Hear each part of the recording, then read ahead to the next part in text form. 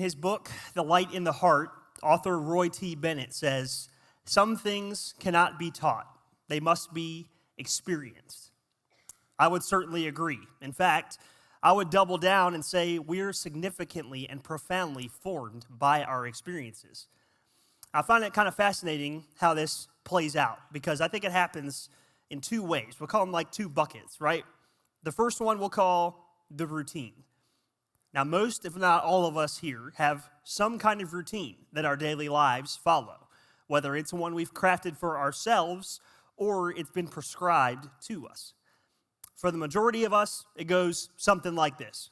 Wake up, get ourselves and or the kids ready for work or school, drop them off, maybe go to the gym, then head to work. After school or some kind of activity, head home, eat, nighttime routine, go to sleep. Wake up again, rinse and repeat. Now, assuming we do something along those lines 5 days a week and live until we're 80, we'll spend roughly 21,000 days doing what I just described. So, if for no other reason, we're formed by the routine because we spend an overwhelming amount of time there. But the other way our experiences form us is in what I'll call the unexpected. These experiences, they break the monotonous rhythm of our routines. And though they're much fewer and far between, they impact us because of how different from the norm they are. Now, these two kinds of experiences, they have a funny way of meeting in the middle, don't they? We're going about our routine when the unexpected happens and takes us by surprise. You know, when I was a kid, my dad, he loved a day out. He loved just being out and about, running errands, or hopping from store to store to look at things he had kept his eye on. On Saturdays, he would often come upstairs and ask my brother and I, "What's your plans?" He would say it just like that, which really meant that he wanted to tell you what his plans were and see if you wanted to come along. So we would play along and say something like, "Nothing really. What are you doing?" He would respond by saying, "Just making a few stops," which we learned over the years actually meant, "I'll be out most of the day, so I'll see you at dinner, maybe, we'll see what happens." Now, we got wise to this as we got older, but as younger kids, we would naively tag along, having no idea the marathon we were in for. So once we were out, one of the ways I would often pass the time was playing with my dad's car keys. I would reach directly in his pocket. I knew he kept them front right pocket. I would grab them. I would toss them up in the air and catch them. I would spin them on my finger. Anything really to keep myself occupied and pass the time. So there was this one day, we were in a store, and I went to do that. I reached in my dad's pocket, not really looking, to find no keys. Weird. Then I realized I didn't recognize the shoes my dad was wearing. And then I slowly looked up at a guy that was not my dad at all. So I did what any reasonable human being would in this scenario. I ran. I just took off. No particular direction. I was just like, I'm gonna escape, okay? That experience started out routine and ended up really unexpected. We're exploring a similar idea in our Out of the Ordinary series. Because when Jesus walked the earth, he interacted with ordinary people living ordinary lives. But the encounters that they had with him were anything but. And they're extremely relevant for us here today. Now, the out of the ordinary encounter we're going to look at today is one that might be familiar to you, but you may not have thought about it in the way we're going to today. So let's dive in. It happens in chapter 4 of John, one of the 4 Gospels or accounts of Jesus' life. And at this time, Jesus and his disciples are in the early days of traveling and teaching about God. But they're starting to get noticed, and it's attracting some attention, some of it unwanted. Jesus knew the Pharisees had heard that he was baptizing and making more disciples than John. Though Jesus himself didn't baptize them, his disciples did. So he left Judea and returned to Galilee. Now, the Pharisees were the religious establishment of the day, and they were not fans of Jesus. While the Pharisees believed in following a strict set of rules, Jesus came to reshape and redefine those rules, and the Pharisees, they weren't thrilled about it.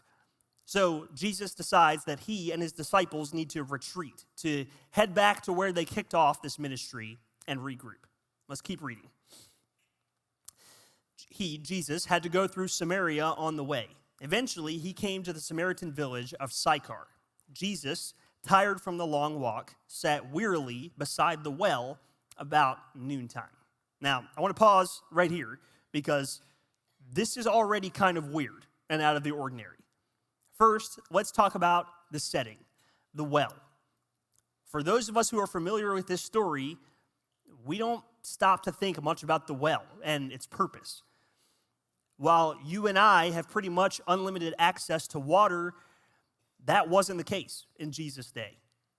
During that time, everyone gathered water from somewhere. In a lot of ways, people's lives were built around where they could access water. Now, some had settled near natural sources of water, like the Jordan River or the Sea of Galilee, which is actually just a big lake.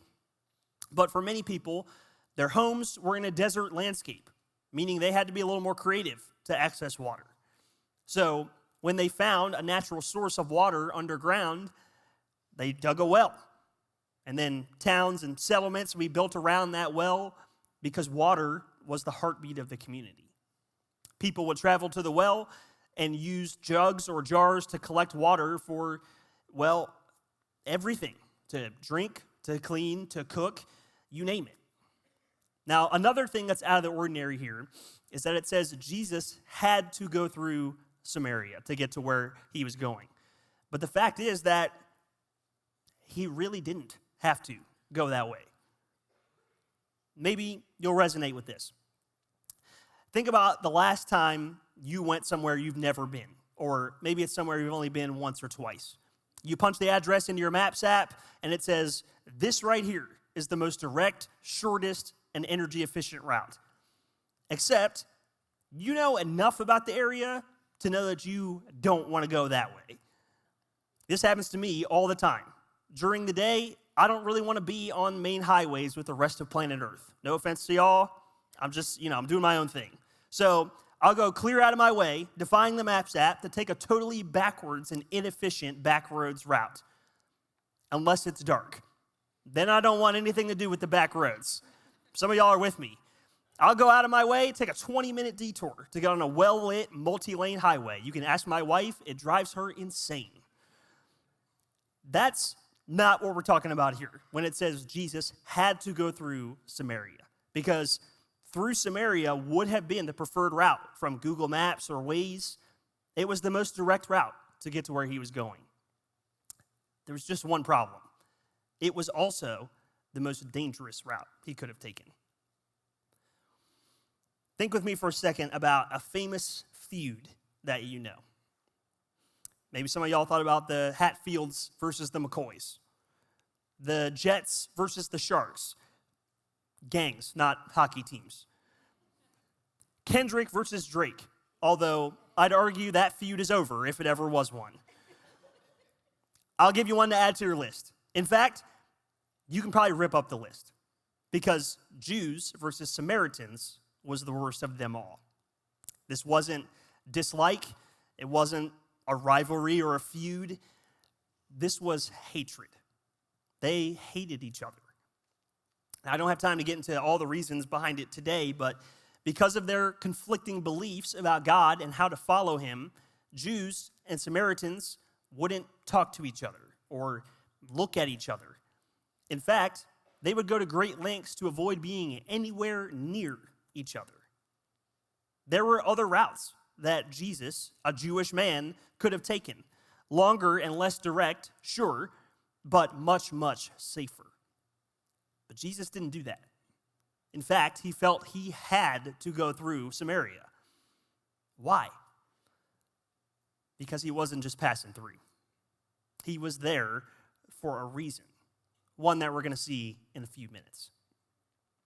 As Jesus is sitting by this well, the other half of this out-of-the-ordinary encounter arrives. Soon a Samaritan woman came to draw water, and Jesus said to her, "Please, give me a drink." He was alone at the time because his disciples had gone into the village to buy some food. The woman was surprised, for Jews refused to have anything to do with Samaritans. So the woman points out the bad blood between Jews and Samaritans. We just talked about it a minute ago, but she also alludes to an additional layer that exists here. The fact that she's a woman. A rabbi, a Jewish teacher, which Jesus was, traditionally wouldn't interact with or even speak to a woman in public. In their effort to remain pure according to the law and undistracted in their effort to do so, rabbis would refrain from interaction of any kind. This encounter is out of the ordinary because there's literally nothing happening that would have been considered ordinary here. Jesus has gone out of his way to be here via a route that's highly dangerous, and now he's interacting with someone that by heritage and status, he should be nowhere near. And we're just getting started. Earlier, we read when Jesus first arrives at the well, and it says he got there about noontime. Now, I don't buy this, but let's just say for a minute that Jesus didn't know he was going to arrive at this well or when he was going to get there. Maybe there was a stalled vehicle on the shoulder, or one of the disciples had to stop to use the bathroom. Maybe they went to Buc-ee's. I don't know. Either way, he arrives around noon. Now, the woman also arrives to draw water around noon, and that's weird. In a hot climate, noon was the hottest time of the day, meaning that anybody going to draw water then would have had to walk some distance, carrying a jug or a jar along the way, draw the water, which was not an easy task, and then turn around and carry the now full container all the way back. So, understandably, no one did that at that time of day. Nobody came to get water in the middle of the day. But this woman did, and it was no accident. We'll come back to that, but first, let's keep reading their interaction. She said to Jesus, "You are a Jew, and I am a Samaritan woman. Why are you asking me for a drink?" Jesus replied, "If you only knew the gift God has for you and who you are speaking to, you would ask me, and I would give you living water." "But sir, you don't have a rope or a bucket," she said, "and this well is very deep. Where would you get this living water?" Jesus replied, "Anyone who drinks this water will soon become thirsty again. But those who drink the water I give will never be thirsty again." "Please, sir," the woman said, "give me this water. Then I'll never be thirsty again, and I won't have to come here to get water." Here it is. Now we know why Jesus had to go this way, why he deliberately placed himself in this place at this time. For him, it was never about drinking water. It was about living water. It was about the new life and the full life that Jesus wanted so badly to offer her that he braved the terrain, the danger, and the climate just to meet her at this well. He wanted to offer her freedom. But freedom from what? Let's find out. "Please, sir," the woman said, "give me this water. Then I'll never be thirsty again, and I won't have to come here to get water." "Go and get your husband," Jesus told her. "I don't have a husband," the woman replied. Jesus said, "You're right.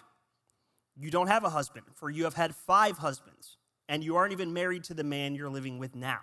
You certainly spoke the truth." You see, this was never about water for Jesus or for the woman. She just didn't realize it at first. While she thought she was just going to fill her jar with water that day, Jesus saw beyond that. He saw that she had been trying to fill her empty life with something, anything, that would quench her thirst. And she had tried and tried and tried, and yet she was still thirsty. I'm willing to bet that some of you here today know what that feels like. Like your life feels incomplete or even empty.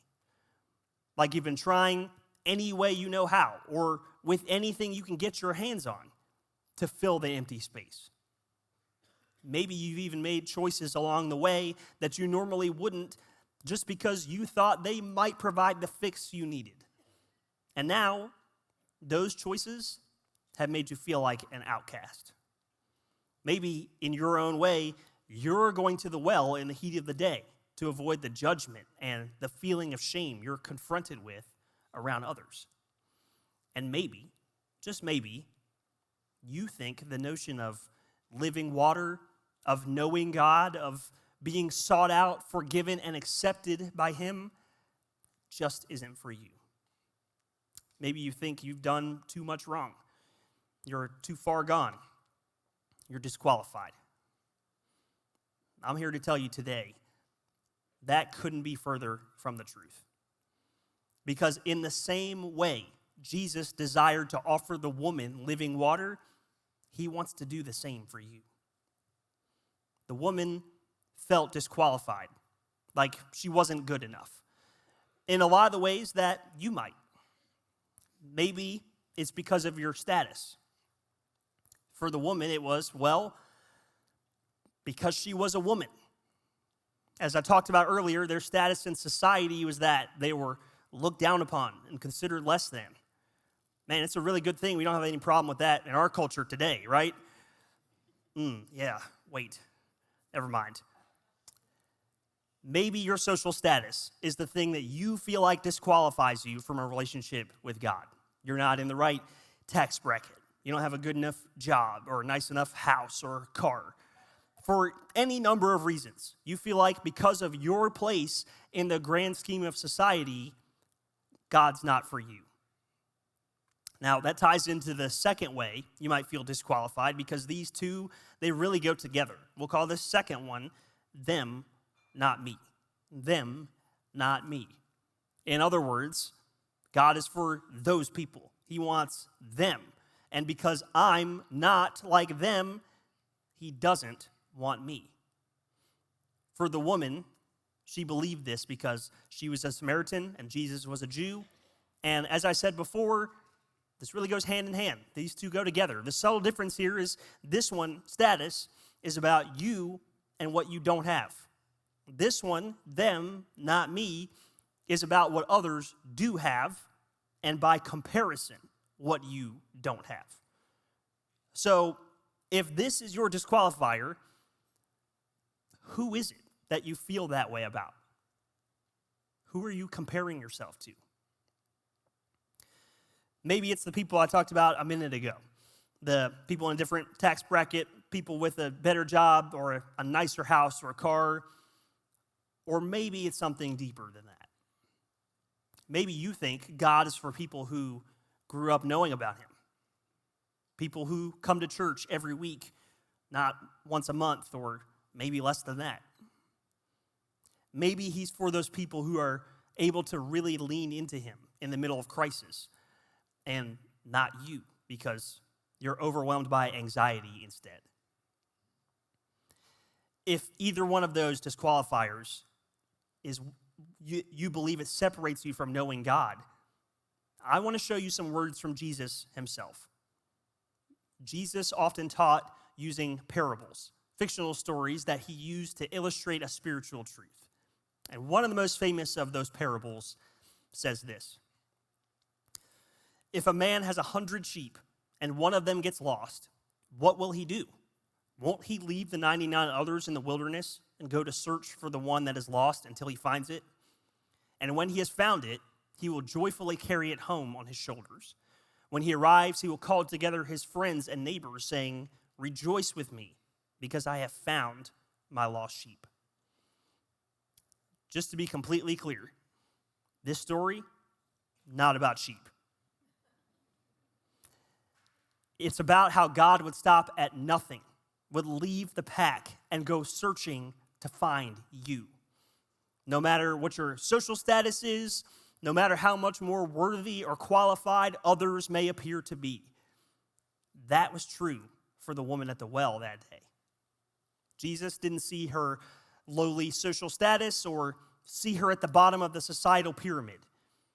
And He also didn't see her as disqualified because of the third way you might feel you are: your past. Earlier we saw how Jesus shed light on the woman's past. And admittedly, it's really easy to read it and see it as harsh. But Jesus wasn't shaming or condemning her because of her past. He was saying, I know your past, and I want you anyway. Forgive me if you've heard this before, but I didn't grow up in church. Outside of the occasional Christmas or Easter, I really didn't have much exposure to it at all. But as I grew older and spent time with people in my life who were involved in church, the barrier for me morphed and changed a little bit. It became less that I just didn't understand what it was all about, and more that I did know, but just felt like it wasn't for me. Like I wasn't qualified. And the main reason for that belief was my past.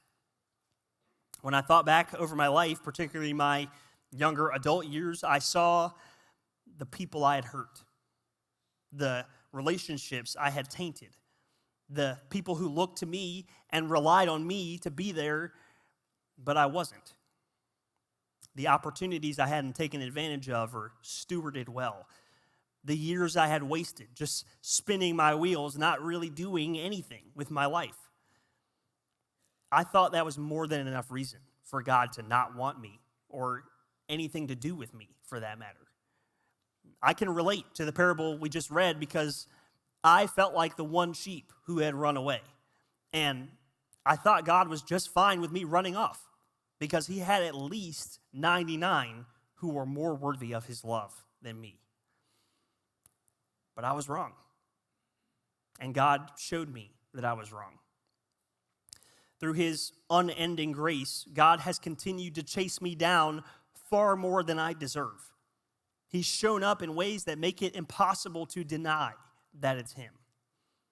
God has tangibly shown up and put people around me everywhere I look to remind me that who I've been and what I've done before doesn't matter to him.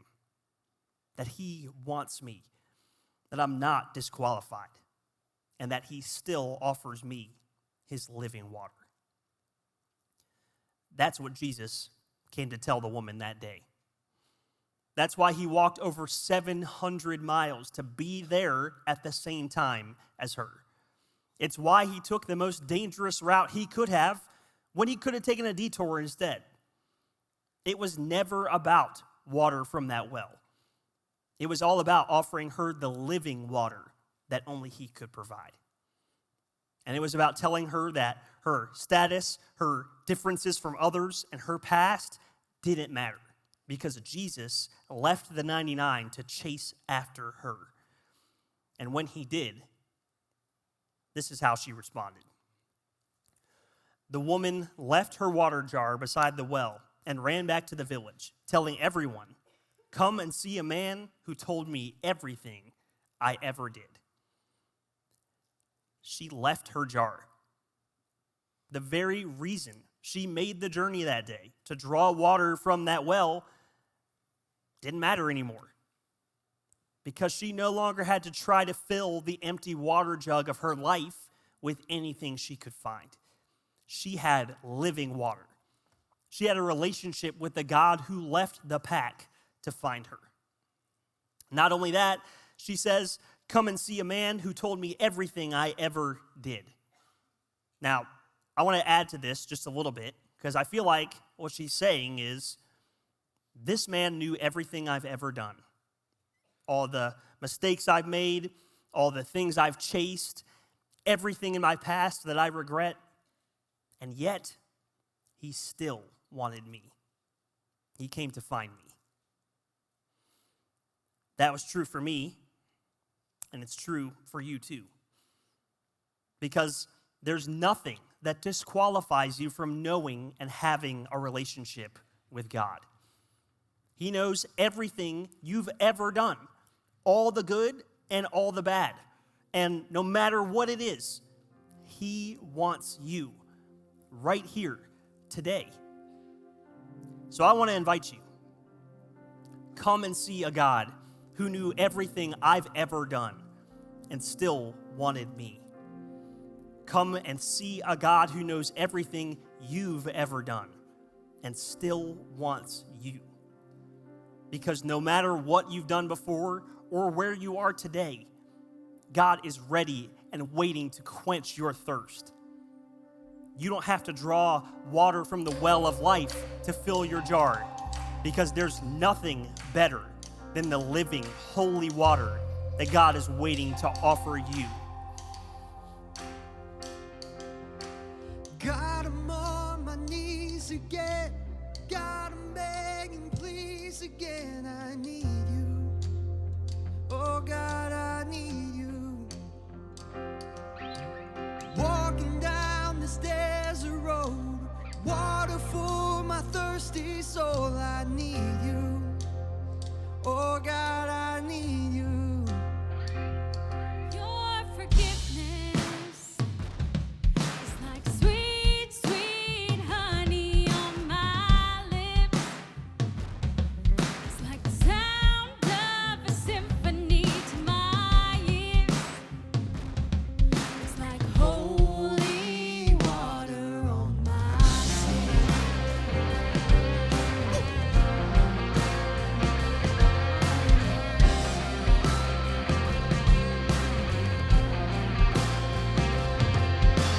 Dead man walking, slave to sin. I want to know about being born again. I need you. Oh God, I need you. So take me to the riverside. Take me under, baptize. I need you. Oh God, I need you. Your forgiveness is like sweet, sweet honey on my lips. Yes, it is. It's like the sound of a symphony to my ears. It's like holy water on my skin. On my skin.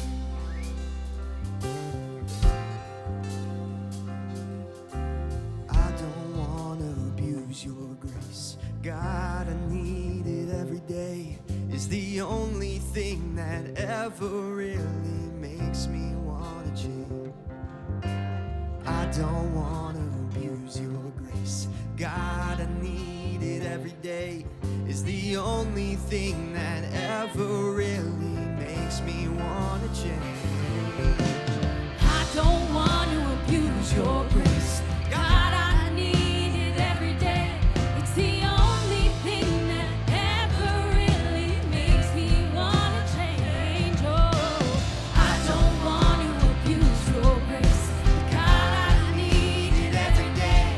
It's the only thing that ever really makes me want to change.